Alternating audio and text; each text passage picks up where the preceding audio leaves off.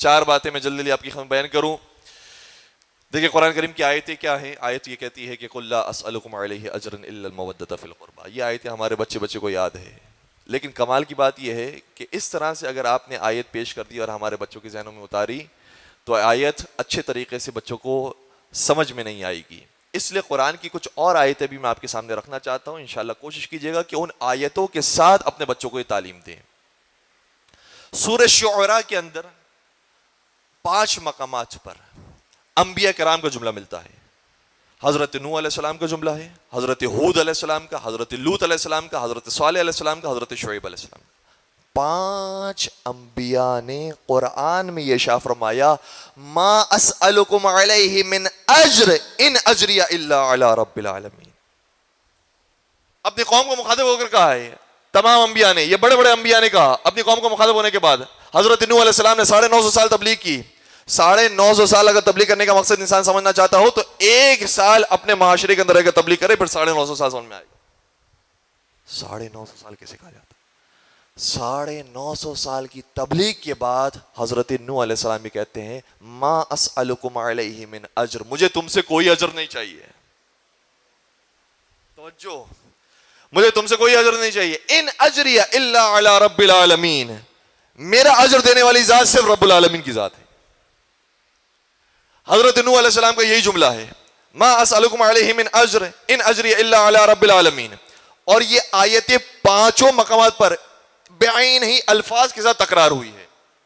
جس طریقے سے فبأي آلاء ربكما تكذبان کی آیتیں تکرار ہوئی ہے سورہ رحمان کے اندر, اسی طریقے سے سورہ شعراء شین عین ر الف حمزہ, سورہ شعراء سورہ نمبر 26, اور جو آیتیں میں پیش کر رہا ہوں تقریباً وہ آیت نمبر 109 سے لے کر 180 کے درمیان موجود ہیں, جا کر دیکھیے گا. سورہ شعراء کے اندر 5 انبیاء نے ایک ہی الفاظ کے ساتھ یہ بات تکرار کی ہے کہ ما اسألکم علیہ من اجر ان اجری الا علی رب العالمین. ہمیں تم سے کوئی اجر نہیں چاہیے, ہمیں تم سے کوئی حق زحمت نہیں چاہیے, ہمیں تم سے کوئی معاوضہ نہیں چاہیے, ہمیں تم سے کوئی اجرت نہیں چاہیے. اور پھر باقی قرآن کے اندر بھی باقی انبیاء کا بھی ذکر ملتا ہے, انہوں نے بھی آ کر یہی جملے دہرا ہے کہ ہمیں تم سے کوئی اجر نہیں چاہیے, ہمارا اجر اللہ دینے والا ہے, ہمارا اجر رب العالمین دینے والا ہے, ہمارا اجر وہ دینے والا ہے کہ جس نے ہمیں خلق کیا ہے. یہ تمام انبیاء نے بیان کیا ہے. تو مجھے کہنے دیجئے کہ 1,23,999 انبیاء نے ایک ہی بات کی کہ ہمیں تم سے کوئی اجر نہیں چاہیے. تھوڑا سا ساتھ دیجئے گا, 1,23,999 انبیاء نے ایک بات کی, ہمیں تم سے کوئی اجرت نہیں چاہیے. جو سب سے بڑا رسول تھا اس نے کہا مجھے تم سے اجرت چاہیے, اور وہ بھی اپنی مرضی سے کبھی نہیں کہتا کہ مجھے اجرت چاہیے, کیونکہ وہ رسول بھی آداب کو جانتا ہے اور سب سے زیادہ بہتر آداب کو جانتا ہے. لہٰذا کبھی بھی اس سے نہیں مانگا کہ مجھے تم سے اجر چاہیے. قرآن کی آیت دیکھیے گا, یہ اب جو سورہ میں آپ کی خبر بیان کرو, یہ سورہ شورا شین واو رے یہ سے لکھا جانے والا سورہ ہے, شورا ہے, جو سورہ نمبر ہے 42 سورہ نمبر کے اندر یہ آیت موجود ہے کہ پیغمبر نے کس طریقے سے قربا کی مودت کو اپنی اجر رسالت کے اندر مانگا ہے. ارشاد ہوتا ہے قول اے رسول ہم تمہیں حکم دے رہے ہیں کہ تم مانگو. ہمیں معلوم ہے کہ تم ایسے نہیں مانگو گے, تمہیں اجرت نہیں چاہیے, تمہیں حق زحمت نہیں چاہیے, لیکن ہم تمہیں حکم دے رہے ہیں قل لا اسألکم علیہ اجرا الا المودۃ فی القربى. اے رسول ہم تمہیں یہ حکم دے رہے ہیں کہ تم اپنے امتیوں سے اجر رسالت مانگو, اور اجر رسالت میں کچھ نہیں مانگو الا المودۃ فی القربى, سوائے یہ کہ اپنے قربا کی مودت مانگو. اور یہ جو مودت مانگ بھی لی, اس کے بعد ایسا نہ ہو کہ امت تمہاری سمجھنے لگے اب تو ہم نے احسان کر دیا رسول اللہ پر, اب تو ہم نے احسان کر دیا خدا پر. نہیں, بلکہ قرآن میں دوسرے مقام پر یہ آیت بھی موجود ہے قل ما سألتکم من اجر فہو لکم.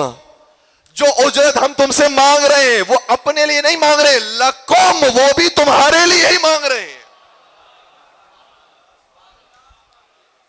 وہ بھی تمہارے ہی فائدے میں ہیں.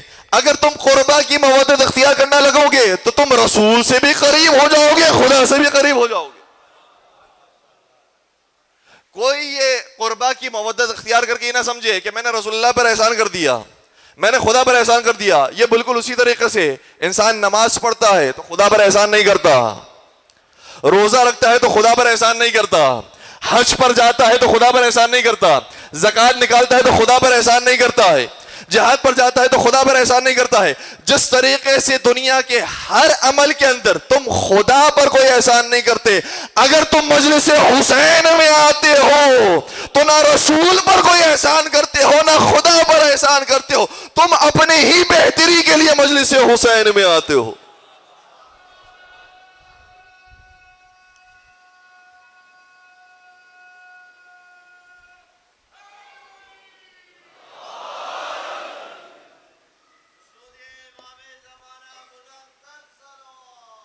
اللہم صلی اللہ. تو ہم مجلس حسین میں کیوں آتے ہیں؟ کیونکہ یہ اجر وہ ہے جو قرآن میں مانگا گیا ہے. اجر رسالت ادا کرنے کے لیے آتے ہیں، کوشش کرتے ہیں کہ اجر رسالت ادا ہو جائے. دوسری آیت جو قرآن کریم میں موجود ہے، وَمَن يُعَظِّمْ شَعَائِرَ اللَّهِ فَإِنَّهَا مِن تَقْوَى الْقُلُوبِ، جو شاعر اللہ کی تعظیم کرتا ہے تو یہ دلوں کے تقوی میں سے ایک ہے. سلامت رہے.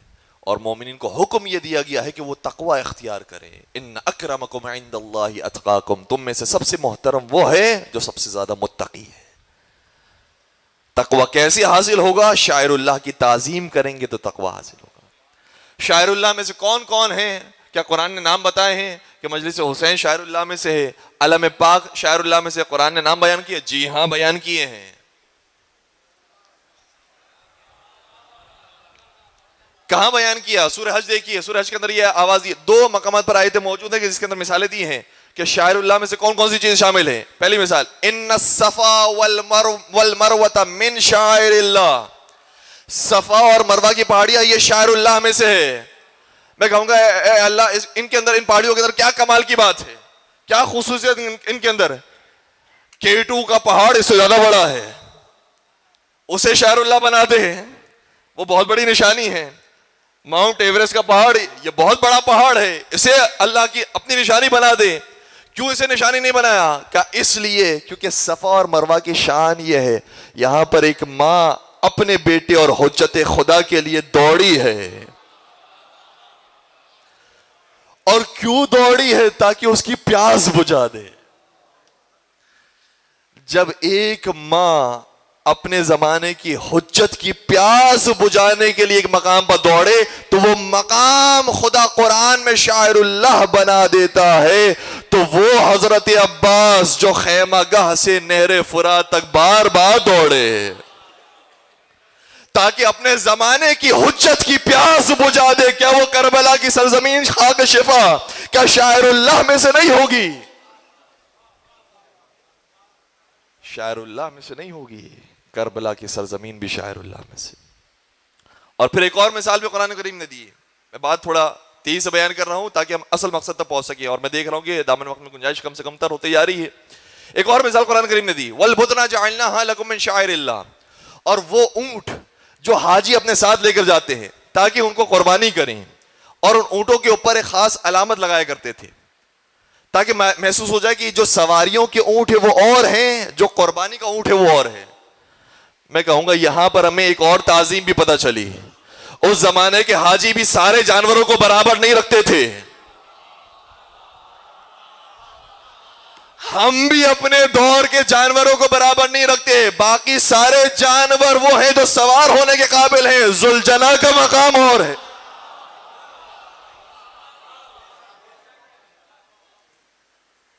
تو وَالْبُدْنَ جَعَلْنَاهَا لَكُم مِّن شَعَائِرِ اللَّهِ، وہ جانور جو قربانی کے لیے جاتا ہے وہ بھی شاعر اللہ میں سے ہے. میں کہوں گا کمال ہو گیا پروردگار، انسان تو انسان، جانور کو بھی تو نے شاعر اللہ میں سے بنا دیا.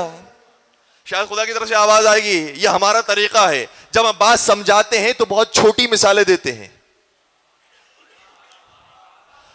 اگر تم سمجھ جاؤ کہ چھوٹی مثالیں شاعر اللہ میں سے ہیں تو بڑی مثالیں بطریقے اولا شاعر اللہ میں سے ہوں گی. قرآن کریم کی آیت یہ ہے والدین کے بارے میں، توجہ رکھیے گا، والدین کے بارے میں قرآن کریم کی آیت یہ ہے، وَلَا تَقُلْ لَهُمَا أُفٍّ، خبردار والدین کو اف نہ کہنا. میں کہوں گا پروردگار تو نے کہا کہ اف نہ کہنا، باقی ساری باتیں کہہ دیں. ہم تو قرآن پر عمل کرنے والے لوگ ہیں. نام سے صفا اور مروہ کا آیا تھا اس لیے اس کا احترام ہے. نام سے اونٹ کا آیا تھا اس لیے اس کا احترام ہے. کچھ لوگوں تک بات پہنچی، انشاءاللہ پہنچ جائے گی سبھی تک. صرف قرآن نے کہا ہے کہ اف نہ کہو. ہم تو قرآن پر عمل کرنے والے لوگ ہیں، ہم تو اف نہیں کہیں گے. باقی جو آئے نعوذ باللہ. کیا کوئی کہہ سکتا ہے کہ ہم کہہ سکتے ہیں؟ نہیں کہہ سکتا. کیوں؟ کیونکہ قرآن کا کمال یہ ہے کہ چھوٹی چھوٹی مثالیں دیتا ہے. جب اف نہیں کہہ سکتے تو بڑی باتیں بطریق اولا نہیں کہہ سکتے. ارے وہ جانور جس کو تم قربان کرنے کے لیے جاتے ہو، وہ جانور بھی شاعر اللہ میں سے آ جاتا ہے. تو وہ شہدائے کربلا جنہیں اپنے زمانے کا حجت قربان کرنے کے لیے بھیج رہا ہے، کیا وہ شہدائے کربلا شاعر اللہ میں سے نہیں ہوں گے؟ مل کے درود پڑھ دیجیے گا محمد و آل محمد پر.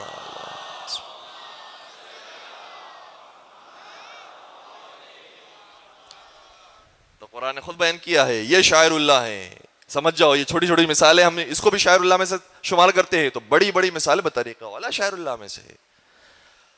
اور پھر یہ فرمایا کہ شاعر اللہ کی تمہیں تعظیم کرنی ہے، احترام کرنا ہے. ماہ محرم کا آغاز ہو جائے تو کوئی بے احترامی کرنے والا نہ ہو، کوئی بے ادبی کرنے والا نہ ہو، احترام کریں.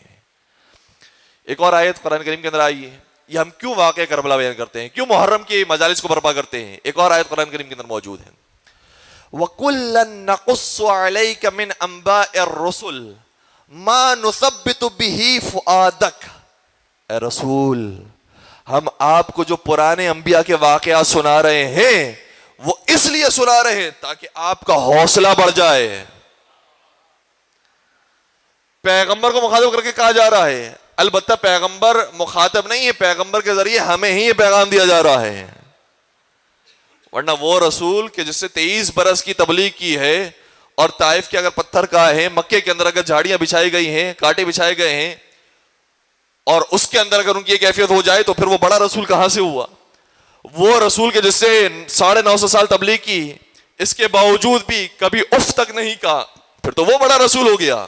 اس لیے رسول اللہ کو نہیں کہا جا رہا، رسول کے ذریعے ہمیں ہی پیغام دیا جا رہا ہے کہ واقعات اس لیے سنا گئے ہیں تاکہ تمہارا حوصلہ بڑا ہو جائے، تمہیں انرجی مل جائے، تمہارے اندر طاقت آ جائے. ہم بھی ہر سال واقع کربلا اس لیے سناتے ہیں تاکہ ہم اپنی مصیبتوں کو بھول جائیں، حسین کی مصیبتوں کا ماتم. ہمارے لیے ورنہ اپنے جوانوں کی لاشیں اٹھانا مشکل ہوتا اگر حسین نے علی اکبر کا لاشا نہ اٹھایا. ہماری خواتین کے لیے حجاب کرنا شاید سخت ہوتا اگر زینب کبریٰ نے سارے راستے میں چادریں نہ مانگی ہوتی. ہمارے نوجوانوں کے لیے میدان جنگ کی طرف جانا، شجاعت کا مظاہرہ کرنا سخت ہوتا اگر حضرت علی اکبر کی شجاعت ہمارے سامنے نہ ہوتی. اور ہمارے بڑوں کے لیے وفاداری کے ساتھ، استقامت کے ساتھ عمل کرنا اور ڈٹے رہنا عزاداری کے ساتھ یہ مشکل ہوتا اگر شہنشاہ وفا حضرت عباس کا ذکر نہ ہوتا. یہ ذکر ہمیں طاقت دیتا ہے، یہ ذکر ہمیں قوت دیتا ہے. تو اس لیے ہم واقع کربلا کو بیان کرتے ہیں، اس لیے عزاداری برپا کرتے ہیں، محرم کی مجالس کو برپا کرتے ہیں تاکہ ہمیں طاقت محسوس ہو. اور چوتھی اور آخری بات، لقد کان فی قصصہم عبرۃ لأولی الالباب. اور یہ واقعات اس لیے بھی بیان کیے جاتے ہیں تاکہ انسان کو عبرت حاصل ہو. دیکھو کتنے تھے جو حسین کے ساتھ چلے تھے لیکن کربلا نہیں پہنچے، اور کتنے تھے جو دشمن حسین بن کر چلے تھے، روز عاشور محب حسین بن گئے. یہ عبرت کی باتیں ہمیں کربلا سے ملتی ہیں.